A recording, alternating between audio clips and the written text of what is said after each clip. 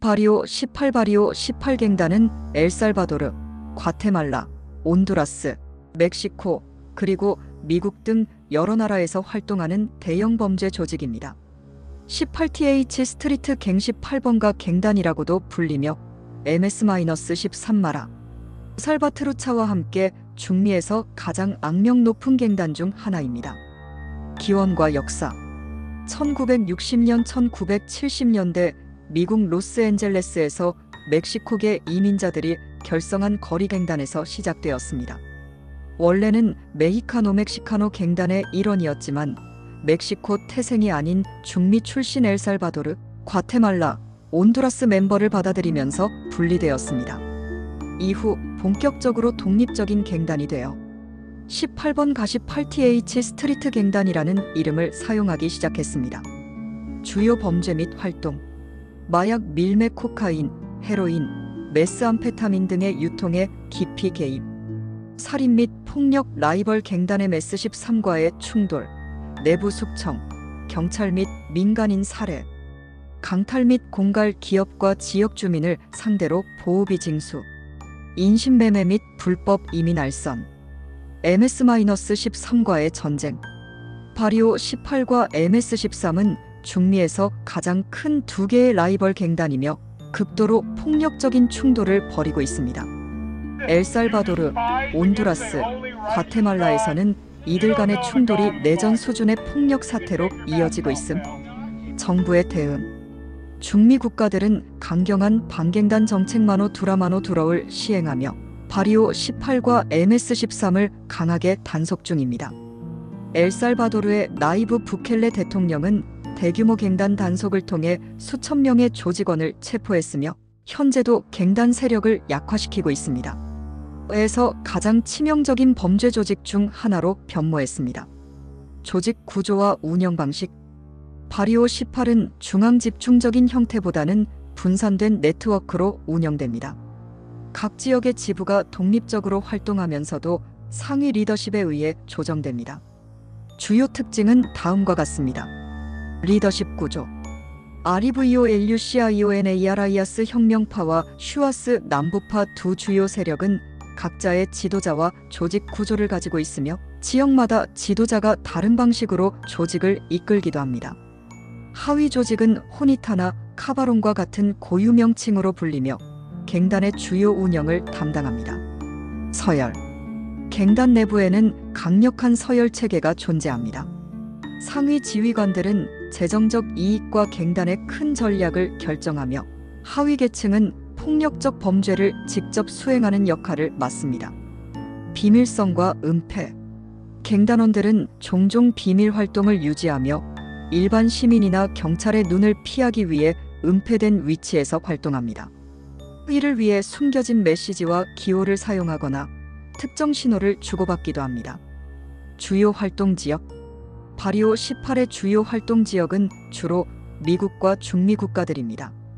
미국 로스앤젤레스, 시카고, 뉴욕 등의 대도시에서 활발하게 활동하며 주로 마약 밀매와 무기 밀매가 이루어집니다. 연방 경찰과 이민 세관 단속구가 ICE의 압박에도 불구하고 여전히 수많은 갱단원이 조직적으로 활동하고 있습니다. 중미 엘살바도르, 과테말라, 온두라스 등에서 강력한 세력을 구축하고 있습니다. 이 지역들은 정부의 통제력이 상대적으로 약하고 갱단이 사회 전반에 걸쳐 영향력을 행사하기 때문에 갱단 활동이 활발합니다. 갱단원 모집과 교육 바리오 18의 갱단원 모집은 보통 가난하고 폭력적인 환경에서 자란 젊은이들을 대상으로 합니다. 다음과 같은 방식으로 이루어집니다.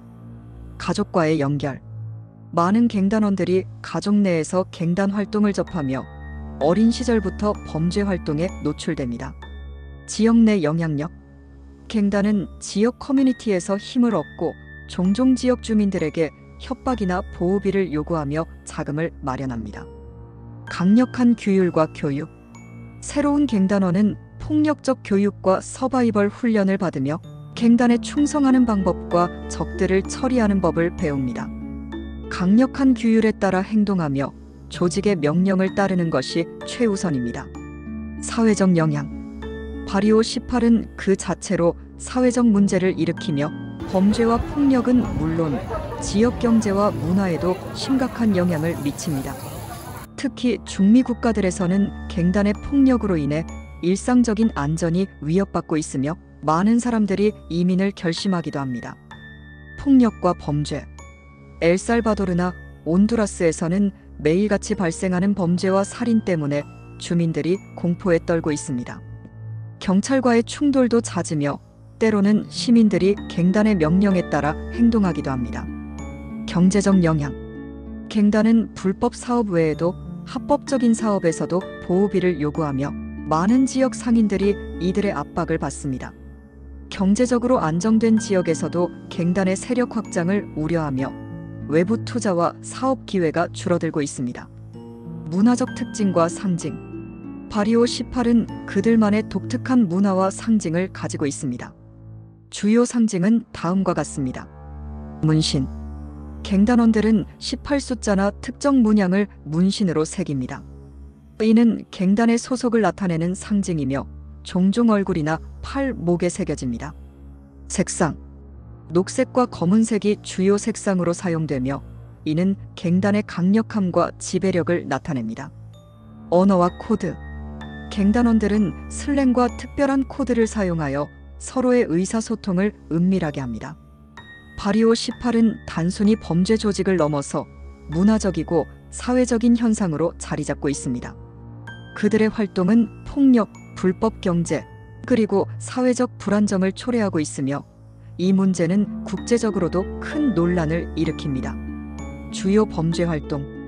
바리오 18은 중앙아메리카와 미국에서 활동을 벌이며 그들의 범죄 행위는 다양하고 조직적으로 이루어집니다. 이들의 활동을 보면 단순한 범죄 조직을 넘어서 사회 구조의 근본적인 문제와 연관이 있습니다. 마약 밀매. 바리오 18은 코카인, 메스암페타민, 헤로인, 그리고 대마초 밀매에 깊이 관여하고 있습니다. 특히 미국으로의 마약 밀반입은 이들의 주요 수입원 중 하나입니다. 중미에서 생산되는 마약이 미국으로 밀반입되는 경로에서 바리오 18이 중요한 역할을 합니다. 무기 밀매 및 불법 무기. 총기 밀매도 중요한 활동 중 하나입니다. 갱단원들은 불법적으로 자동 소총과 같은 고급 무기를 보유하고 있으며 이는 폭력적인 충돌을 일으킬 때 사용됩니다. 특히 무기 밀매는 중미와 미국의 범죄 조직 간의 협력이 필수적입니다. 인신매매. 여성과 어린이를 대상으로 한 인신매매도 이루어집니다.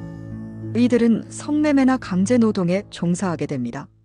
중미의 가난하고 고통스러운 환경에서 이뤄지는 인신매매는 점차 더 큰 문제로 부각되고 있습니다. 보호비. 갱단은 사업체, 상인, 지역 주민들에게 보호비를 요구합니다. 이는 강압적이고 폭력적인 방식으로 이루어지며 가게나 사업이 갱단의 보호를 받는 대가로 일정 금액을 지불해야 합니다. 때때로 지불을 거부할 경우 위협이나 폭력에 시달리게 됩니다. 강도 및 강탈. 주택 침입, 차량 절도, 강도 등도 주요 범죄 활동입니다. 갱단은 이들 범죄를 통해 즉각적인 수익을 창출합니다. 갱단의 내부 문화 및 규칙. 바리오 18의 내부 문화는 강력한 서열과 규율로 특징지어집니다. 갱단원은 철저히 조직의 규칙을 따라야 하며 위반할 경우 엄격한 처벌을 받습니다. 이는 다음과 같은 특징을 가집니다. 서열 및 규율. 갱단 내에서 높은 서열은 리더와 가까운 관계를 맺으며 리더의 지시를 무조건 따릅니다. 이들은 강압적 리더십 아래에서 절대적인 권한을 행사합니다. 갱단원들은 종종 작은 실수나 규칙 위반으로 인해 징벌을 받습니다. 이들 징벌은 폭력적이고 치명적인 경우가 많습니다. 충성도. 갱단의 가장 중요한 가치 중 하나는 충성입니다.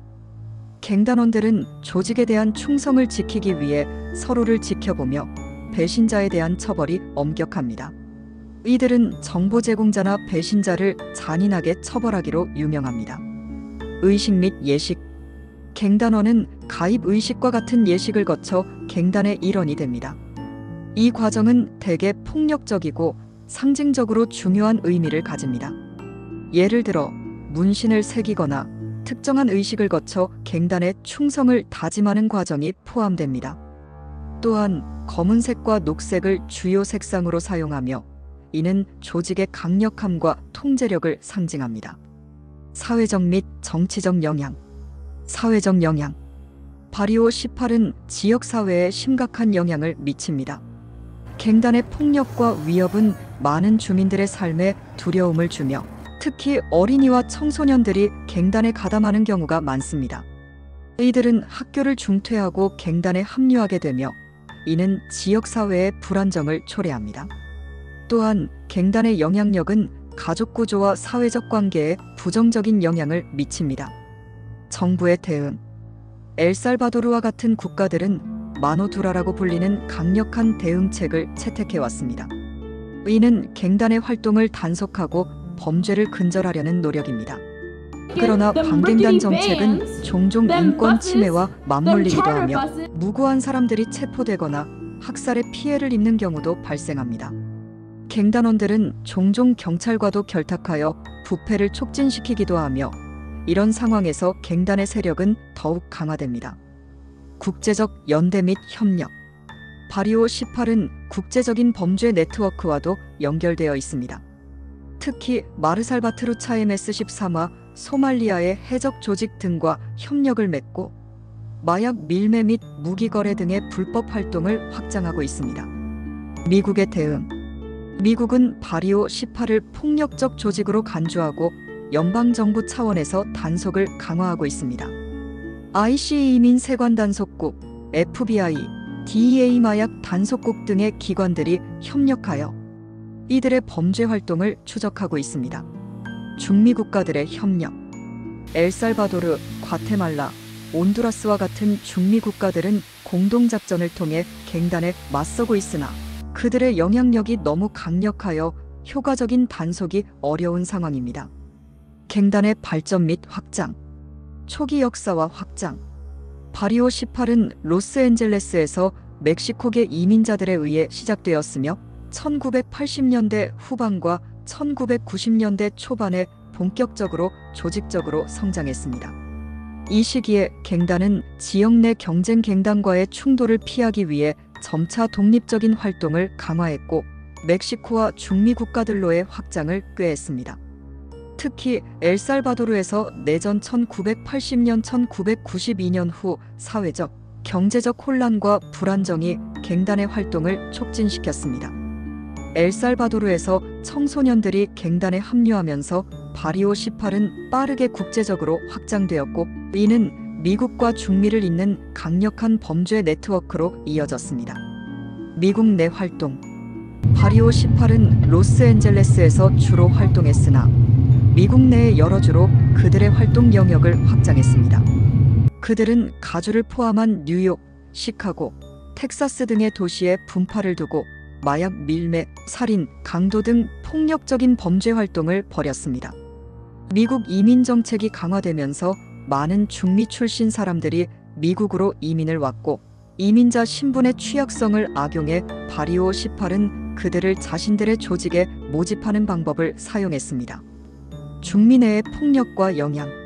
중미 국가들에서는 사회적 불평등과 빈곤이 극심했고 이는 갱단에 합류하는 청소년들에게 유일한 선택지가 되기도 했습니다. 많은 빈곤층과 실직자들은 갱단이 제공하는 경제적 안정과 사회적 소속감에 끌리게 되었고 결국 갱단은 사회적 질서를 넘어 지역 내 권력을 쥐게 되었습니다. 갱단의 재정적 운영. 바리오 18은 정교한 재정 시스템을 통해 불법 활동을 조직적으로 운영하고 있습니다. 갱단의 주요 재정원은 다음과 같습니다. 마약 밀매. 바리오 18은 마약 밀매를 통해 매년 수백만 달러의 이익을 창출합니다. 이들은 코카인, 메스암페타민, 마리화나와 같은 주요 마약을 미국과 유럽으로 밀수하며 이는 미국 마약 카르텔과도 연계된 활동입니다. 무기 밀매. 갱단은 불법 총기 밀매에도 깊이 관여하고 있으며 중미에서 미국으로 무기를 밀반입하고 이를 통해 자신들의 폭력적 세력을 강화합니다. 자동 소총과 같은 고급 무기들이 이들의 범죄 활동에 사용됩니다. 보호비 및 강제 착취. 보호비를 받는 것 외에도 상인들과 사업체의 강제 착취를 통해 자금을 마련합니다. 사업체가 보호비를 지불하지 않으면 강탈이나 폭력이 가해지기 때문에 상인들은 결국 갱단의 요구를 수용하게 됩니다. 인신매매와 강제노동, 성매매, 불법 노동력 착취, 인신매매와 같은 활동으로 추가적인 수익을 얻습니다. 특히 여성과 청소년을 대상으로 한 인신매매가 빈번히 일어나며 그들은 성매매나 강제노동에 시달립니다. 정부 및 경찰과의 관계. 바리오 18의 정치적, 경찰적 대응은 복잡한 상황을 반영합니다. 여러 국가들이 갱단의 활동에 대해 강경한 대응을 취하고 있지만 이들 조직은 부패와 비효율적인 법 집행을 이용하여 살아남고 있습니다. 엘살바도르와 온두라스. 엘살바도르와 온두라스에서의 갱단 활동은 매우 심각합니다. 엘살바도르는 세계에서 가장 높은 살인율을 기록한 국가 중 하나로 바리오 18은 정부의 반갱단 정책과 충돌하며 갈등을 벌여왔습니다. 마노두라 정책, 즉 강경 대응이 시작되면서 경찰과 군은 갱단의 주요 거점을 압박했지만 부패와 갱단 내부의 정보 제공자로 인해 효과적인 대응이 어려운 상황입니다. 미국의 개입. 미국 정부는 이민세관단 속국가 이시익과 연방수사국 FBI를 통해 이민자 커뮤니티 내의 갱단을 단속하고 있으며 국제적인 범죄 조직으로 인식하여 갱단 단속을 강화하고 있습니다. 엄격한 이민 정책과 함께 이민자 신분을 가진 갱단원들이 더 많은 단속의 위험에 처하게 됩니다. 미국에서의 활동은 주로 마약 밀매, 살인, 폭력 등을 초래하며 경찰과의 충돌도 잦습니다. 사회적, 문화적 영향. 바리오 18의 활동은 단순히 범죄적인 것에 그치지 않고 사회적이고 문화적인 영향도 끼쳤습니다. 청소년 및 교육. 많은 청소년들이 학교를 중퇴하고 갱단에 합류하는 경향이 있습니다. 이들은 갱단의 보호와 존경을 얻을 수 있다고 느끼기 때문에 교육 시스템에서 벗어나 갱단에 참여하게 됩니다. 갱단은 종종 어린이들을 회원으로 모집하며 그들에게 갱단의 규칙과 폭력을 교육합니다. 지역 커뮤니티. 마을이나 도시 내에서 갱단은 불법적인 질서를 강제하며 지역 주민들이 갱단에 의해 지배받고 있습니다. 갱단은 비공식적인 법과 질서를 수립하고 이로 인해 시민들은 갱단의 지배 아래 살아가게 됩니다. 문화적 영향. 바리오 18은 자신들의 아이코닉한 상징과 문화를 강하게 내세우며 문신이나 길거리 언어를 통해 소속감을 강화합니다. 또한 이들의 패션과 라이프 스타일은 지역사회의 일부에서 영웅적인 이미지로 받아들여지기도 합니다. 결론. 바리오 18은 단순한 범죄 조직을 넘어서 사회적 불안정을 초래하는 핵심적인 원인 중 하나입니다. 이 갱단의 영향력은 마약 밀매, 폭력, 강제노동 등 다양한 범죄 활동을 통해 경제적, 사회적 기반을 쌓아가며 이를 해결하기 위한 국제적인 협력과 정책적 개혁이 필수적입니다. 그들의 영향력은 중미뿐만 아니라 미국과 그 외 국제사회에서도 심각한 문제로 대두되고 있으며 이들의 활동을 억제하기 위한 지속적인 노력이 요구됩니다.